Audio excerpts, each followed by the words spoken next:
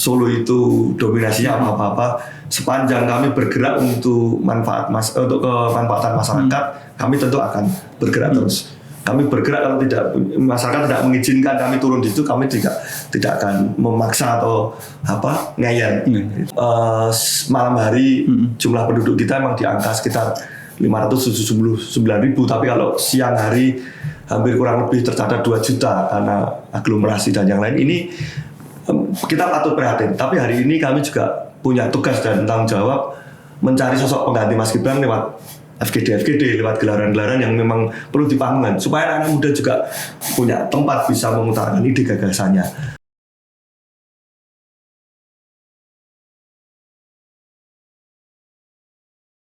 Halo Tribuners, berjumpa lagi dengan kami Ngobrol Politik. Kali ini saya kedatangan tamu yang cukup spesial, tidak asing lagi bagi warga kota Solo. Beliau adalah Antonius Yogo Prabowo.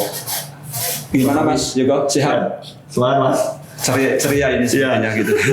Nah, untuk diketahui Tribuners, Mas Yogo ini cukup malang melintang di dunia perpolitikan. Beliau ini Ketua DPD PSI Partai Solidaritas Indonesia Kota Solo, kemudian anggota Komisi 4 DPRD Kota Solo, dan yang terakhir ini cukup spesial juga. Beliau ini relawan Gibran kita. Nah, ini kita akan bahas di podcast kali ini. Mas Yogo, apa yang dilakukan oleh relawan Gibran kita? Mungkin Tribuners ingin tahu relawan Gibran kita ini apa, kemudian langkahnya seperti apa, dan bagaimana perannya di dalam masyarakat. Iya, terima kasih. Selamat pagi Mas Asep, selamat pagi Bro Ensis, teman-teman Tribuner. Hari ini saya harus jelaskan dulu awal mula Gibran kita. Jadi Gibran kita itu kami bergerak dibentuk memang untuk mempersiapkan Mas Gibran di step selanjutnya, karena sudah banyak beredar bahwa Mas Gibran akan naik kelas, akan yang lain. Meskipun hari ini kami juga terus mengawal sampai akhir masa jabatan Mas Gibran di Kota Surakarta sesuai janji politik Gibran kita. Kemudian bergerak kami membantu elektabilitas, popularitas Mas Gibran ke daerah-daerah wilayah. Dan saya sendiri mendapat tugas dari relawan Gibran kita untuk mensosialisasikan Mas Gibran di Jawa Tengah, daerah-daerah yang menurut kami, mapping kami masih belum begitu familiar Mas Gibran di telinga mereka. Kami turun dengan berbagai kegiatan itu. Jadi gitu ceritanya Mas Asep. Mas Yogo, apakah ini kan yang beredar, apakah Gibran akan di Jakarta atau di Jawa Tengah, ini kan masih buram ya. Publik masih menunggu-nunggu Mas Gibran ini akan memimpin Jakarta atau memimpin Jawa Tengah. Nah, kira-kira seperti apa Mas Yogo? Kira-kira menjurus kemana ini? Mas Gibran ini kira-kira seperti apa? Ya, satu hal tentu semua keputusan ada di tangan ketua umum partainya Mas Gibran yang memang berhak menentukan. Itu ranah yang benar-benar kami jaga. Karena bagaimanapun Mas Gibran adalah kader dari partai saudara tua kami, Partai Demokrasi Indonesia Perjuangan. Segala sesuatunya tentu akan ditentukan oleh Bu Ketua Umum. Tapi bahwa hari ini sennya kemana ini yang kami juga belum langsung ke Mas Gibran sendiri misalkan, Mas saya nanti di sini. Kami dengan relawan ini karena melihat dinamikanya, perkembangannya baik di Jakarta maupun DKI, kami yang siapkan itu. Jadi ada kawan-kawan kami juga yang bekerja menggarap elektabilitas, popularitas Mas Gibran di DKI, dan saya dan teman-teman di Jawa Tengah. Itu menurutnya ke sana sih sebenarnya. Jadi mau ke DKI atau ke Jawa Tengah, ya tinggal nanti pilihan kemana yang kami siapkan masyarakat calon pemilih untuk Mas Gibran naik kelas nanti. Dengan catatan hari ini pun kami masih terus membuktikan, mengawal, mendampingi, mengkritik, memberi masukan ke Mas Gibran menjabat sebagai wali kota Surakarta sampai akhir jabatannya. Artinya diselesaikan dulu jabatannya, baru kemudian naik kelas gitu. Betul. Ya. Dan hari ini beberapa komunikasi kami, Mas Gibran benar-benar menjaga itu. Kita lihat beberapa kali statement komentar Mas Gibran, Mas Gibran tentu saya bekerja untuk Solo, Pak. Ini yang kami juga benar-benar menghargai, kami hormati. Memang demikian harusnya istilah pejabat publik yang memang janji politik disumpahnya di berapa jabatannya, berapa durasinya, itu yang ya hari ini kami terus mendampingi mengawal Mas Gibran. Apa Mas Yugo reaksi dari masyarakat baik di Jakarta maupun di kota selain kota Solo ketika relawan ini kemudian memperkenalkan, mensosialisasikan sosok Gibran Rakabuming Raka? Apa respon mereka? Ya, satu hal yang kami bisa rangkum, yang menarik dan membirakan kami, bahwa masyarakat mengenal seorang Gibran Rakabuming Raka itu wali kota Solo. Itu yang poin yang menurut kami bisa kami garis bawahi. Bukan lagi sebagai Gibran anak Pak Jokowi atau anak Presiden, tapi mereka lihatnya Bapak Ibu, kami coba berkomunikasi, berbincang, itu kenal enggak Gibran Rakabuming? Oh, wali kota Solo. Gitu kan. Sekarang sudah lepas. Ini yang memang kerja keras dari dulu sampai sekarang, memang Mas Gibran is Gibran. Gitu kan. Jadi Gibran sekarang adalah wali kota Solo, yang kemudian apa yang terekam di memori Bapak Ibu ketika mendengar nama Gibran Rakabuming Raka, wali kota Solo. Mereka kemudian melanjut lampion, kemarin Imlek, kemudian masjid, itu yang mereka memang masih melekatnya di situ. Artinya pekerjaan-pekerjaan, kerja-kerja yang dilakukan Mas Gibran itu sudah mulai gaungnya mulai terdengar di kota-kota sekitar, di mana-mana. Efek media sosial juga kami rasakan sangat membantu bagaimana masyarakat mengenal sosok Mas Gibran. Jadi kalau kemarin dua kata yang menggambarkan Mas Gibran, ada lampion, ada Imlek, ada kemarin beberapa gelaran di Solo, dan memang ini melekat ke sosok Mas Gibran. Ini yang menurut kami angin segar, kabar baik. Mas Gibran sudah membuktikan di 2 tahun lebih memerintah, memimpin kota Solo, itu artinya sudah terekam jejaknya, terekam hasilnya oleh masyarakat. Ini yang ya kami terus melanjutkan. Setelah ini kemarin Solo sebagai tuan rumah ASEAN Para Games, setelah ini nanti tuan rumah final Piala 20 kan. Terus kemudian nanti malam gelaran di Purple, yang lain ini ya mau tidak mau juga melekat di kota Solo maupun Mas Gibran sebagai pemimpinnya. Ini yang kami ya patut bangga dan patut syukuri kerja keras Mas Gibran selama ini terekam baik di memori masyarakat. Artinya PSI menilai bahwasanya Gibran ini layak untuk menempati posisi yang lain, artinya posisi yang lebih tinggi, yaitu baik itu Gubernur Jakarta ataupun Gubernur Jawa Tengah. Iya. Satu hal ya, kami mendukung secara partai maupun ada di teman-teman relawan Gibran kita itu, kami melihat rekam jejak. Kami melepaskan atribut atau silsilah Mas Gibran apa itu enggak. Kami tidak pandang dulu Mas Gibran namanya Pak Jokowi dengan jalur partai ini enggak. Kami melihat sosok Mas Gibran sendiri. Bagaimana anak muda di 2 tahun lebih memerintah kota Solo, kami kemudian mencari apa yang sudah dikerjakan, apa yang kira-kira belum atau masih menjadi PR atau masih perlu diberi masukan. Ini yang membuat kami menarik kesimpulan ya anak muda ini layak. Mas Gibran begitu cepat beradaptasi di lingkungan birokrasi, kemudian juga tegas mengambil keputusan-keputusan. Saya masih betul satu hal yang saya dengan teman-teman ini diskusi di luar ekspektasi kami. Bagaimana seorang anak muda dengan umur belum ada 40 tahun bisa memutuskan cepat, bisa berkata dengan tegas, memutuskan sikap tentang hal-hal yang berbau intoleransi. Ya kan, kemarin ketika ada Kampung Imlek, sebulan lebih ada, ini kan banyak. Kemudian dengan tegas Mas Gibran sebagai wali kota, silakan kalau ada yang mau protes, ada yang silakan datang ke saya. Solo kota toleransi. Solo adalah milik semuanya. Jadi nanti setelah ada Imlek, kemudian ada kemarin Natalan 1 bulan sampai menjelang pergantian tahun, dan besok ada Kampung Ramadan. Artinya ya memang kita Solo itu dibangun dari keberagaman. Sejarah kota Solo itu memang dari keberagaman. Kita tidak bisa melupakan sejarah bahwa di Solo ada Kampung Pecinan, ada Pasar Kliwon yang notabene Kampung Arab. Ya memang kita besar. Dan justru Solo itu menariknya di sana. Mas Gibran benar-benar memposisikan dia benar-benar sebagai wali kota di atas semua golongan. Ketegasannya luar biasa. Menurut saya ini yang patut kami apresiasi kan. Dia berani berkata, ya Solo itu milik semua. Semuanya boleh, silahkan. Dengan segala aturan dengan ini semuanya bisa. Jadi hal-hal kita lihat satu lagi rapor yang mungkin tidak terbaca masyarakat atau terlupakan. Kita masih ingat dulu zaman sebelum Mas Gibran dilantik, setiap Jumat itu ada namanya hari Jumat demo, Iya. ya kan?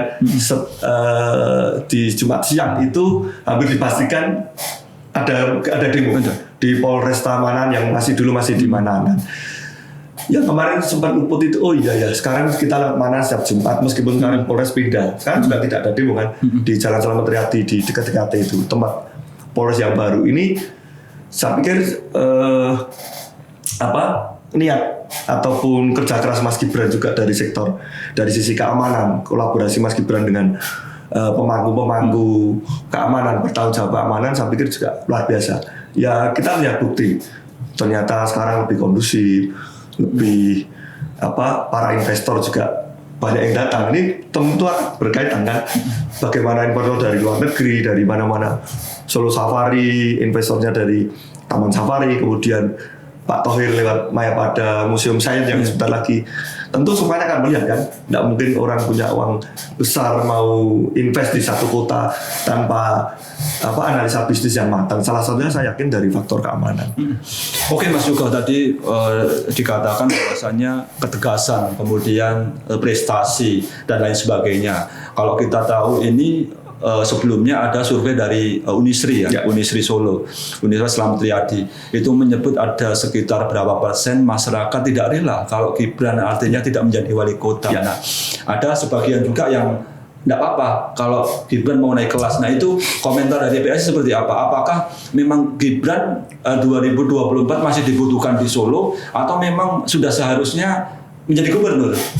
Ya, kami melihat secara positif. Artinya Mas Gibran sebagai wali kota itu begitu dicintai masyarakat ya kan, sama dengan Bapak Jokowi dulu ketika memimpin kota Solo di periode kedua belum sampai selesai karena masyarakat Solo begitu mencintai, mereka tidak rela pemimpin yang hari ini bekerja keras mengubah wajah kota Solo semakin maju, semakin baik fisik maupun non fisiknya. Bagaimana anak-anak muda UMKM, anak-anak muda diberi tempat, UMKM diajak terbang tinggi sampai ke Paris, Perancis kemarin, budaya pariwisata benar-benar di up. Supaya ya ini kami manai ini salah satu wujud kecintaan masyarakat kepada Mas Gibran. Cuma di satu titik yang perlu diedukasi nanti ke masyarakat. Masyarakat tentu di titiknya nanti juga akan bisa memahami bahwa anak muda ini dia masih punya karir yang bisa untuk melampaui di atasnya dengan segala kemampuan yang sudah dibutuhkan di kota Solo membangun ini hal-hal yang begitu rupa di kota Solo sehingga dengan sendirinya nanti masyarakat juga akan bisa memahami langkah politik, langkah karir yang akan ditempuh Mas Gibran. Hari ini tugas Mas Gibran membuktikan ke masyarakat, satu janji politik, kedua bang benar-benar melayani masyarakat. Masyarakat demikian juga karena sudah merasa begitu aman, nyaman berwirausaha, nyaman ketika malam-malam ke kota Solo keluar dari segi keamanan yang saya wajar-wajar kalau masyarakat istilahnya gondeli atau tidak rela ini saya pikir suatu hal yang wajar. Tapi nanti demi kepentingan yang lebih luas, kepentingan provinsi maupun nanti stepnya Mas Gibran, kami melihat Mas Gibran itu stepnya nanti akan anak muda ini begitu cepat beradaptasi dan begitu pintar menurut saya dari segi komunikasi maupun hal-hal yang lain, eksekusinya memang luar biasa.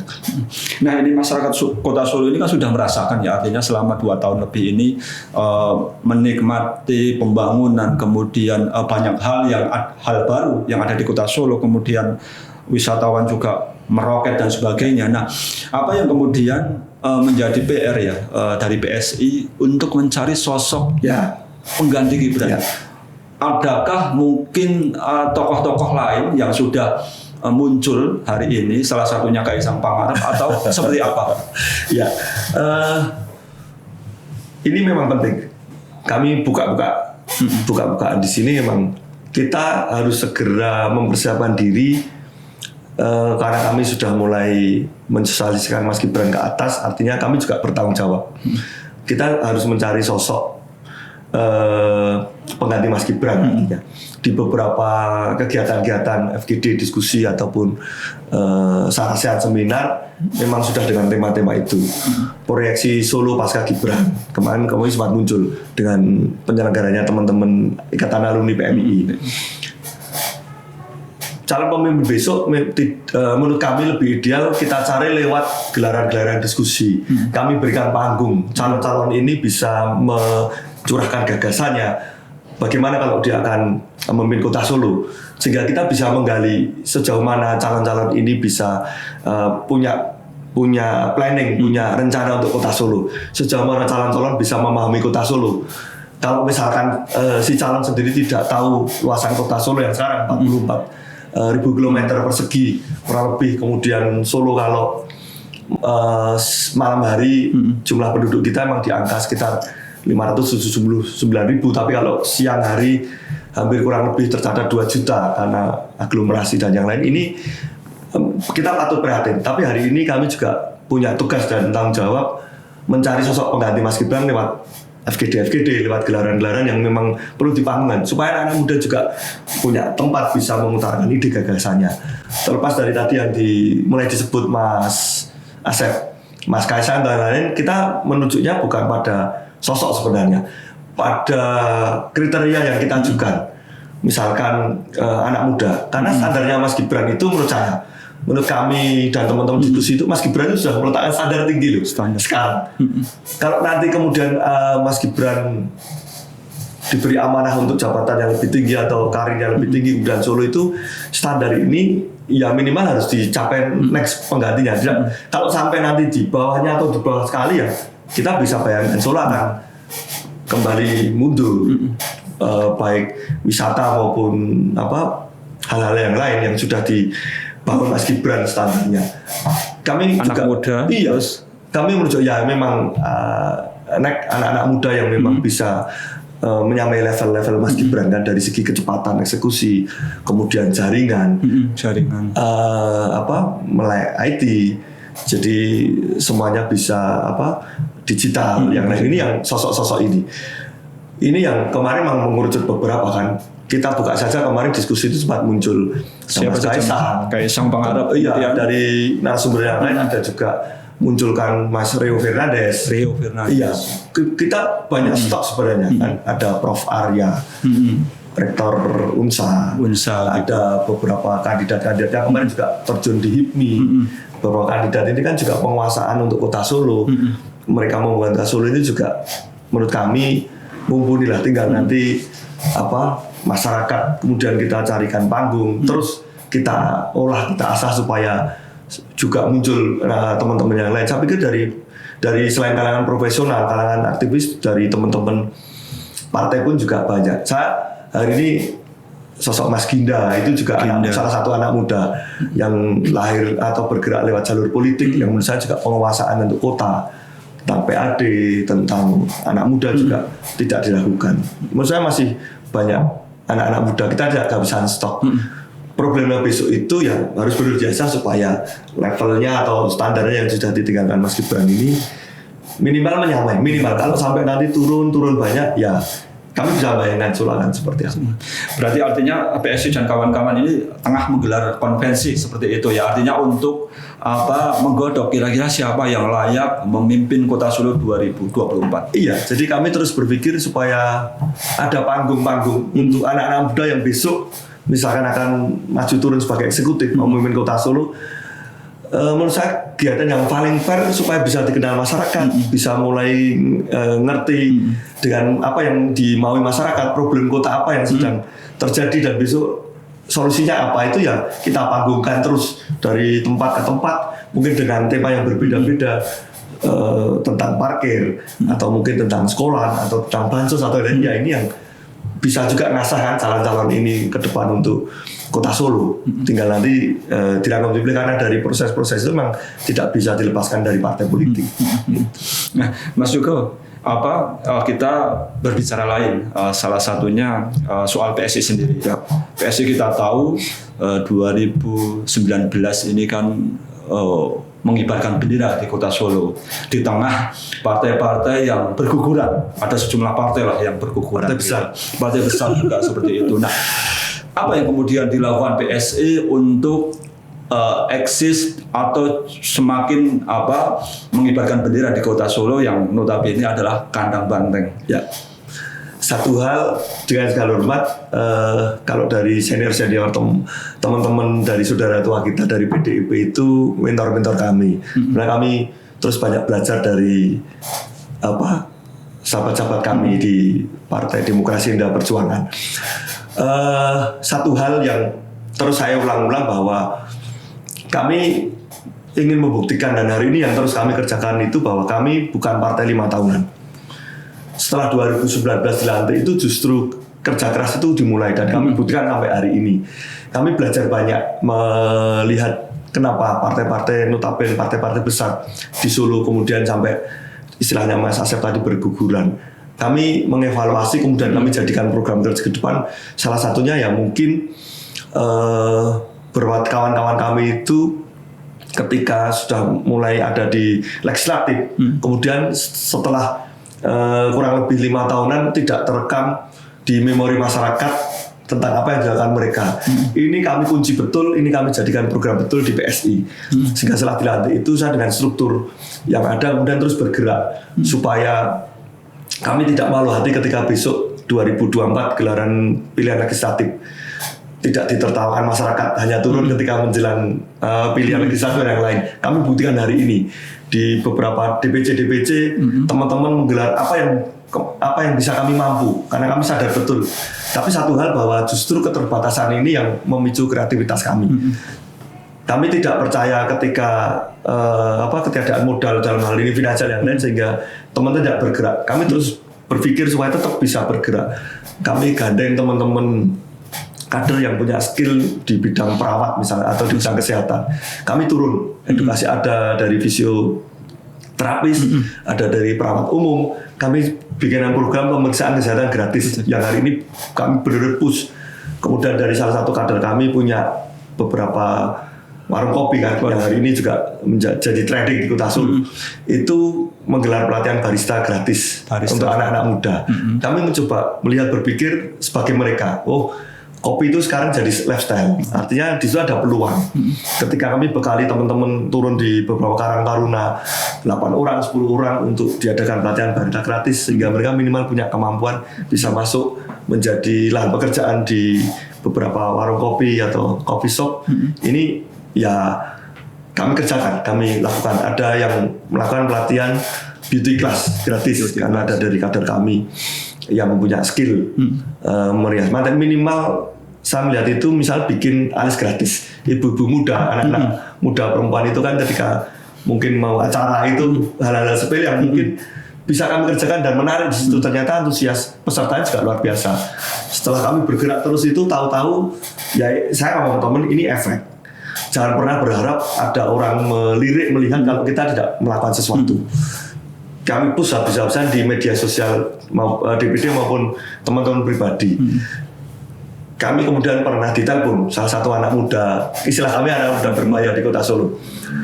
Kami dikontak, Mas izin mau ketemu, gitu kan. Kami ketemu kemudian kami diberi amanah ambulan. Iya, ini menurut kami juga bukan serta-merta spontan. Ternyata kami itu dipantau orang-orang, dilihat orang-orang itu dari media sosial. Karena kami terus bergerak melakukan cek pemeriksaan gratis, kami kemudian sempat menulis kami masih berangan-angan patungan bisa punya ambulan sendiri ketika nanti ada warga masyarakat yang membutuhkan, kami juga bisa bergerak. Dan tahu-tahu saat kontak ketemu, kemudian ke base camp, setelah kami kumpul itu kami diberi amanah ambulan gratis lewat salah satu menurut kami anak muda berbayar. Saya ngomong ini karena beliau ini anak muda ini kalau sekali ngomong atau sekali nulis caption menurut saya agak aneh itu, tapi yang like bisa ratusan. Siapa itu? Nama Instagramnya itu Niko. Dia salah satu anak muda ownernya Pepi Cepi Indoprint. Dia juga salah satu pendiri atau yang punya tato Yesus Flash itu, dan dia punya cabang. Saya mengikuti dan kami hari terus berkomunikasi. Saya kemudian dulu kaget dengan tampilan. Saya juga sempat diundang ke rumah Bro Niko ini, dan ya kami sampai hari berkawan baik. Kami terus dalam hal-hal tertentu kami disupport karena Bro Niko ini salah satu tagline-nya dia cuan maker ya. Kami salut ketika dia nulis di IG-nya, bikin reel di IG-nya itu menurut saya aneh, tapi itu yang memang sekarang yang kemakan ke anak muda itu. Saya melihat kepo, saya scroll di IG-nya itu, sekali dia ngomong dengan salah satu tokoh sablon Indonesia kan, dia sekali ngomong di kota-kota tertentu gitu, memang yang datang banyak, sekali nulis caption atau ngupload gitu yang komen, dan memang aneh-aneh. Itu sekarang memang baru asik main hari. Saya dengar cerita dulu dia orang yang antipati kalau lihat orang lahir itu, istilahnya marah atau anyel atau tidak senang, tapi dia melihat hari ini sesuatu itu kalau diarahkan dengan baik, ternyata juga tidak ada antipati di masyarakat. Dia naik Harley kemudian berkegiatan sosial terus-menerus, ternyata juga tidak ada problemnya. Jadi problem itu ketika naik motor yang dipersepsikan masyarakat ini motor mahal, motor mewah, kemudian di jalan arogan. Saya lihat postingannya Om Niko itu, lampu merah ya berhenti. Jadi dia mau membalik stereotip di masyarakat, mindset masyarakat bahwa moge itu bisa tertib, bisa santun, misalnya itu. Saya lihat perjuangan itu. Anak muda ini memang pengen memperjuangkan suatu hal yang sedang ada di benak masyarakat. Dia mau membalikkan hal-hal yang negatif menjadi positif. Nah, selain bergerak di masyarakat ya. Nah, ini apa yang kemudian dilakukan PSI untuk menarik baik itu calon, kemudian konstituen dan sebagainya? Ya, hari ini kami sedang bekerja untuk memenuhi kuota bacalek kami. Dari 45 kursi yang ada di Surakarta sampai semalam pukul 00 itu kami sudah menjaring 37 bacalek. 37 bacalek ya, ini. 15 diantaranya perempuan. 15 perempuan. Kami kurang syaratnya 30% perempuan dari 45 itu adalah 17. Kami masih kurang 2 perempuan. 37 itu artinya 21-nya laki-laki.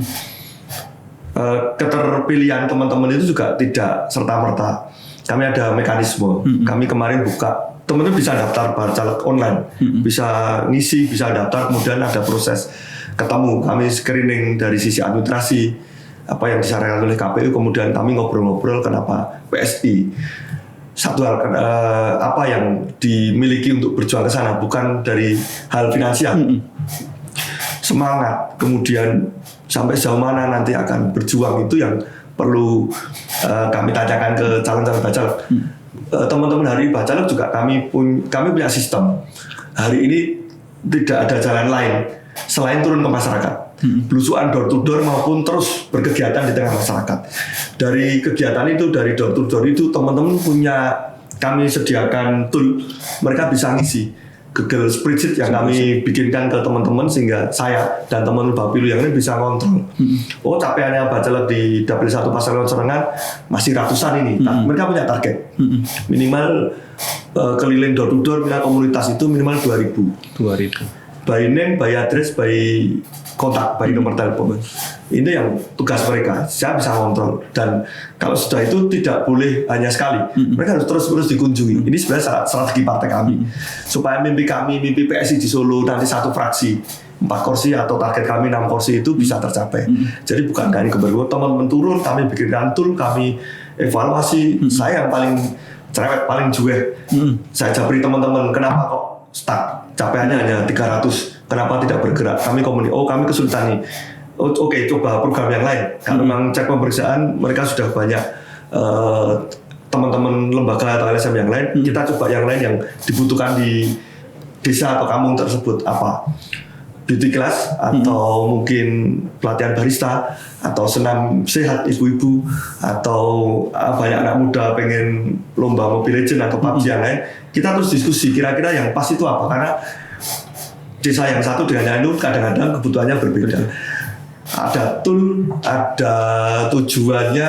Kami sebian mungkin, kami sebagai anak muda sadar betul kelemahan kami, apa kelebihan kami di era digital ini yang kami pengen maksimalkan di situ. Nah, Mas juga dari 37, adakah kemudian tokoh-tokoh yang memang menarik, nanti akan menarik dalam pertarungan? Oh ya, kami dari latar belakang, ada yang latar belakangnya pendidik. Guru ya? Iya, ketika diskusi wawancara itu sampaikan, saya pengen bisa berkontribusi masuk di sistem di jalur pendidikan, karena dia melihat ada keresahan ada di sana, ada keresahan di beberapa guru PAUD yang hari ini memang nasibnya masih belum, karena undang-undang Sisdiknas belum diketok, baru mau di ini. Ini menarik dan memberi angin segar bagi kami secara partai. Banyak anak-anak muda yang mulai terbuka pola pikirnya. Salah satunya masuk di sistem politik, karena hari ini ruang itu yang memungkinkan mereka bisa mengubah keadaan. Kemudian ada juga dengan background pengusaha kopi. Pengusaha kopi ada. Iya. Jadi dia bisa bergerak. Dia melihat anak-anak muda sekarang itu kalau berdiskusi, melakukan sesuatu, mengeksekusi apa-apa itu ternyata banyak di warung kopi. Dia pengen banyak di sana. Ada lagi yang hari ini menurut kami menarik. Kami diminta ketemu, kemudian menyatakan diri masuk PSI dan menyatakan mau nyalek. Siapa itu, Mas? Salah satu atlet yang namanya menurut kami sudah sering wirawiri di televisi karena pertarungan di MMA. Dia dari keluarga, karena adiknya juga atlet perempuan, juga bacalek dari kami. Bacalek. Tanpa dengan segala hormat, tanpa mengurangi rasa dengan bacalek yang lain, karena semua punya keunikan. Punya talenta sendiri. Tapi saya mau cerita caleg yang satu ini, atlet ini, dia atlet Muay Thai. Dia peraih medali emas PON di Papua kemarin, beberapa kali di Porprov dan yang lain, memang sepertinya sudah tidak ada lawan. Sehingga hari ini bacalek kami itu sedang karantina masuk di pelatnas untuk SEA Games nanti di Kamboja. Kami terus berkomunikasi sebisa mungkin. Kami bantu persiapan pencalekannya dan timnya. Atlet Jalul Aji Dharma itu anak muda yang istilahnya melek terhadap politik. Dia sadar betul. Dia cerita ke saya kenapa pengen masuk itu, salah saya pengen memperbaiki dari sisi atletnya. Dia cerita bagaimana ketika dia dapat hadiah, dapat medali emas, itu jangan salah, ternyata bonus-bonus itu istilah dia ada mafia.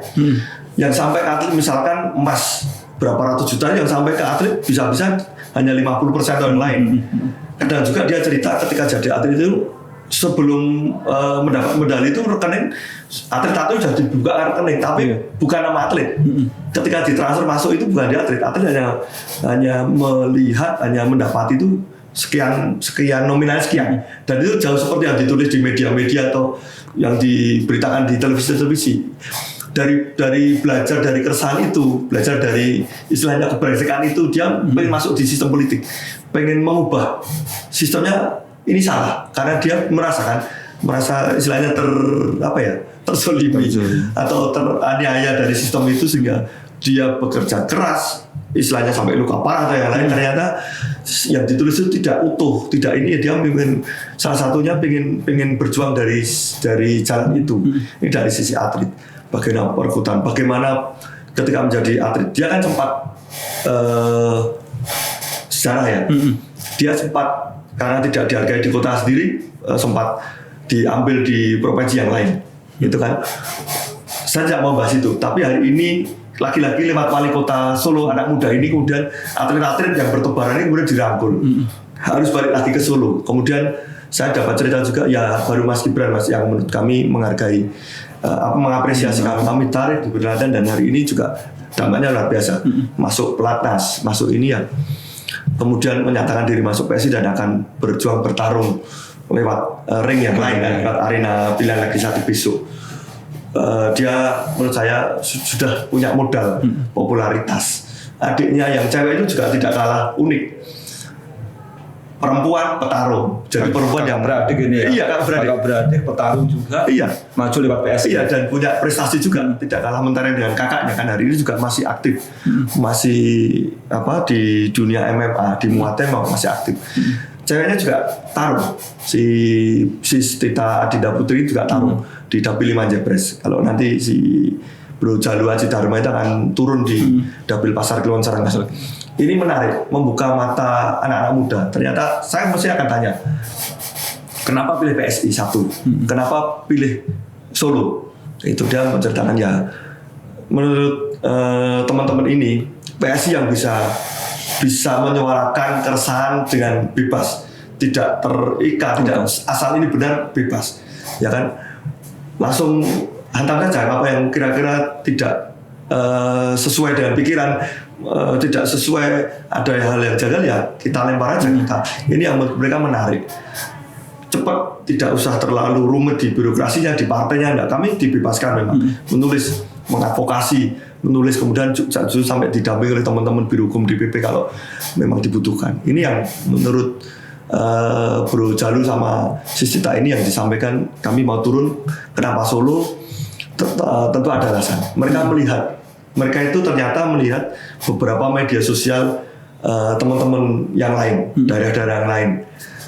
Hari ini mereka bilang kepincut DPD PSI Kota Surakarta karena melihat pergerakannya yang terus-menerus semua bergerak, bagi respok, pemeriksaan di sana gratis, turun di masyarakat, turun di lingkungan ibu-ibu, bisa turun di lingkungan gereja, di teman-teman pengajian yang lain. Ini yang menurut mereka ya, ini kayak muda sekarang yang mereka butuhkan, sehingga mereka memutuskan masuk di PSI dan nyalak di Kota Surakarta. Nah, selain ada tadi guru, kemudian atlet, adakah kemudian kader partai lain atau ex kader partai lain yang juga ikut masuk melalui PSI? Adakah? Iya.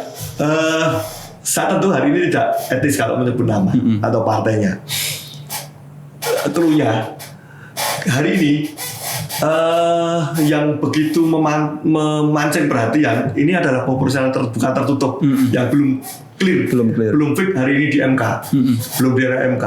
Ini ternyata kami juga kaget, teman-teman PSI ini kaget, ada beberapa nama yang melakukan komunikasi politik, baik tokoh politik yang belum duduk di dewan dan anggota dewan ya hari incumbent, hari ini yang sudah ada di dewan. Saya tentu tidak elok, tidak etis menyebutkan partai atau namanya, tapi saya buka aja. Saya ada pendekatan beberapa tokoh politik di Solo yang merasa tidak nyaman, tidak aman juga mereka mungkin nasibnya di partainya masing-masing. Kalau nanti sampai proporsional tertutup, kalau terbuka, kemudian ada tidak nyaman juga karena menurut cerita mereka di partainya itu ada juga tuntutan harus bayar uang berapa, Ini jadi pikiran mereka juga jadi hal yang menjadi pertimbangan. Ya kami sampaikan berkali-kali kalau di PSI itu tidak bisa mahal. Kalau mau nyalek ya nyalek saja, asal bisa memenuhi syarat administrasi, kemudian sesuai dengan DNA kami di PSI, anti intoleransi, anti korupsi itu yang DNA kami di PSI. Ini kami jaga betul. Kami tolak betul tokoh-tokoh atau orang-orang yang akan masuk di PSI kemudian punya latar belakang Nyun Sewu, pernah terlibat di hal-hal yang menyangkut korupsi maupun intoleransi. Kami akan lihat rekam jejaknya kalau ada ujaran-ujaran kebencian di mereka. Kami tentu akan menutup pintu untuk hal-hal yang ini karena kami clear, kami masih mengusung idealisme kami dari anti intoleransi maupun anti korupsi. Ada beberapa tokoh politik Mas Asep yang melakukan pendekatan ke PSI karena melihat partai anak muda ini aneh. Kok masuk itu gampang, teman tidak beban ini, tidak ada beban finansial yang lain yang ini bisa menjadi pertimbangan mereka. Dan ya ada beberapa sih puluhan ya, saya tahu puluhan tokoh-tokoh politik yang mungkin hari ini tidak punya partai atau partainya tidak serius bertarung, ini yang bisa jadi pertimbangan karena melihat kami kencang di pergerakan itu, kami tidak takut dalam tanda petik. Kalau tadi Mas Asep bilang bahwa Solo itu dominasinya apa-apa, sepanjang kami bergerak untuk kemanfaatan masyarakat, kami tentu akan bergerak terus. Kami bergerak kalau masyarakat tidak mengizinkan kami turun di situ, kami tidak akan memaksa atau ngeyel. Nah dari 37 ini kan kelihatannya tadi kebanyakan anak muda gitu ya. Kira-kira ring umur berapa Mas Yoga? Ya, di kisaran dari 20 sampai 40 ya. Ada 1-2 yang 40 lebih itu mungkin 1-2. Selebihnya di umur 20 sampai ring 40 yang lebih banyak 80%. 80% anak muda. Iya. Gitu ya. Kenapa itu, Mas Yoga? Memang itu prioritas karena darah muda atau seperti apa? Ya satu hal, kalau persyaratan itu kan minimal 21 tahun. Iya. Mau maju menjadi calon anggota legislatif. Ya kami tidak membatasi mereka harus di atas 30 enggak. Ya kami bebaskan aturannya saja. Kemudian mereka misalnya berbondong-bondong pengen ketemu, komunikasi, pengen belajar kalau nyalek itu seperti apa. Kami tentu akan apa yang sudah dikerjakan selama ini, aktivitasnya apa, kira-kira modal suaranya nanti akan diperoleh dari mana. Ini sebenarnya yang kriteria yang kami ajukan, yang harus dipenuhi oleh mereka. Bukan dari backgroundnya ini pengusaha berapa ratus juta ya, enggak. Kriteria kami itu jelas, punya basis massa. Kalau basis massa tipis, apa yang kira-kira dikerjakan untuk supaya punya basis massa yang kira-kira nanti akan meraih satu kursi. Kemudian satu dapil itu kira-kira petarungnya berapa. Kami juga di Bapilu itu melihat teman-teman yang masuk. Itu kami juga istilahnya melakukan strategi. Oh ini kira-kira masih tipis, kami push, kami letakkan di sana supaya nanti kira-kira satu kursi di dapil ini, di dapil ini. Kami juga belajar strategi itu. Kami ngitung di sini kurang, di sini kira-kira terlalu kuat sehingga kami juga alihkan, kami switch ke dapil yang lain. Sampai itu sih. Targetnya 4-6. Target kami 6 kursi. 6 kursi. Sehingga meleset-meleset mimpi kami satu fraksi. Satu fraksi. Artinya ada penambahan ya. Iya. 6 itu kalau meleset kan meleset 1, meleset 2 masih bisa 4 kursi. Dan jangan salah, ini pun kami komunikasi di satu hari di Loji Gandrung, kami komunikasi dengan Mas Wali. Kami pengen membuktikan komitmen kami selama ini dengan Mas Wali. Hari ini kami melihat beliau sebagai wali kota bekerja keras mendampingi dari mulai gelaran pilkada sampai beliau duduk, dan hari ini memimpin. Kami kawal terus, kami istilahnya dampingi sebagai sahabat, sebagai teman di partai politik meskipun PSI, dan Mas Gibran juga berkali menyatakan komitmennya untuk dalam balik membantu kami mewujudkan mimpi kami itu. Nah, menarik Mas Joko, mungkin sebelum kita tutup ada informasi terbaru gitu ya. PSI ini kan memang kekeh ya mendukung Ganjar Pranowo. Nah, kemarin beredar foto Pak Jokowi, kemudian Pak Prabowo hingga Mas Ganjar gitu. Artinya apa yang bisa dikatakan oleh Mas Yogo dengan foto tersebut, karena banyak netizen atau masyarakat yang kemudian berspekulasi, oh ini toh gitu dan sebagainya. Nah, dinamikanya masih begitu cair, masih begitu luas. Saya melihat inilah ulungnya Pak Jokowi. Permainan caturnya itu luar biasa. Di satu titik dulu kita masih ingat betul ketika ada di Borobudur, ya kan, dia menyampaikan sen-sen, simbol-simbol yang menunjuk ke sosok tertentu. Di titik yang lain dia menyampaikan simbol-simbol lagi. Pilih nanti yang rambut putih, yang kerutan karena bekerja keras. Di sisi yang lain kemarin di Rakernas P3 hadir juga Mas Ganjar. Kemudian hal yang lain, saya pikir masih terbuka, dan permainan istilahnya langkah-langkah yang diambil Pak Jokowi dengan bahasa-bahasa simbol isyarat itu memang itu kelihatan Pak Jokowi kan. Bisa satu frame foto dengan jangan salah, bukan hanya Pak Jokowi, Pak Prabowo dan Pak Ganjar di saat itu. Ada satu hal yang menarik yang jadi bahasan netizen kalau Mas Hasan cermati, apa itu? Astrea. Itu juga saya lihat di beberapa grup motor tua itu juga ini pasti akan jadi monumen. Tidak sama ngomong ini intermezzo, mau secara politik. Sampai kan masih cair semuanya. Masih cair. Cuma kalau dari PSI kami sudah mendeklarasikan kan, jangan salah. Baru satu partai yang berani mendeklarasikan Mas Ganjar. Kalau yang lain kan masih wacana di Rakernas, di ini. PSI dengan tegas kami deklarasi secara suara partai mendukung Ganjar Pranowo sebagai presiden dan Yeni Wahid sebagai calon presiden. Itu kami deklarasikan secara partai, baru PSI yang berani mendeklarasikan Mas Ganjar. Terbuka, terang dan resmi. Meskipun kami sadar betul bahwa Mas Ganjar itu kan kader PDI Perjuangan. Kami juga menjaga etika, menjaga cara berpolitik bahwa beliau masih terikat dari itu. Cuma kami katakan bahwa kami itu tuh punya mekanisme rembuk rakyat.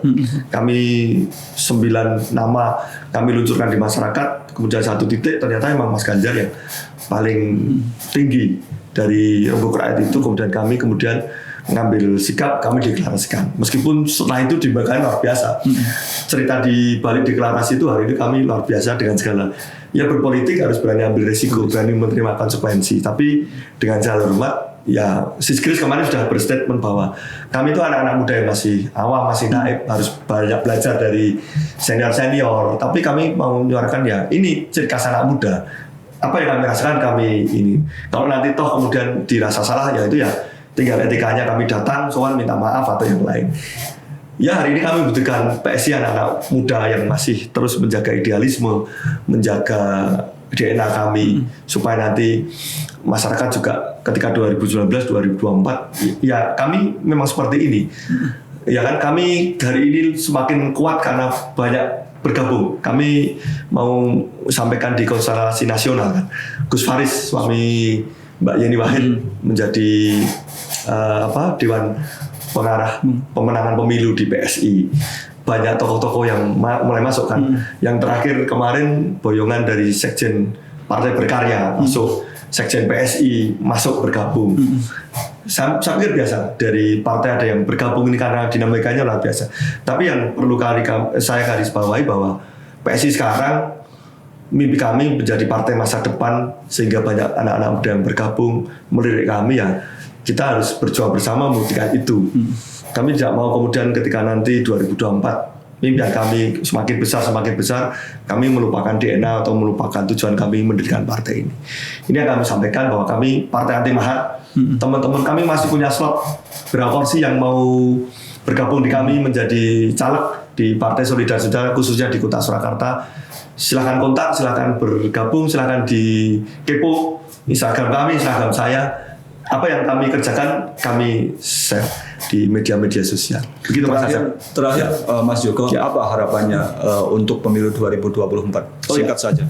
Satu hal, pemilu 2024 semakin hari harus semakin baik dari sisi penghandal yang lain. Politik-politik, cara-cara berkampanye berpolitik yang menurut kami tidak cerdas, memainkan politik identitas harus benar-benar kita lawan, harus benar-benar kita tinggalkan. Kita sudahi 2019 sampai 2024 yang istilahnya belum selesai efek dari politik identitas. Semakin hari berpolitik harus semakin smart, semakin cerdas. Berpolitik dengan santun, menggunakan media yang ada dengan luar biasa, memberikan edukasi pendidikan politik ke masyarakat, cara berpolitik yang baik dan benar. Satu hal untuk kebaikan bangsa ini, untuk sampai ke daerah-daerah, kalau dari kami PSI jangan pilih caleg-caleg yang punya rekam jejak anti korupsi atau punya rekam jejak terlibat di gerakan-gerakan radikal atau yang lain, karena ini juga berbahaya bagi kelangsungan hidup bernegara nanti. Gitu Mas Asep. Terima kasih. Terima kasih sudah bergabung di Ngobrol Politik. Tribun.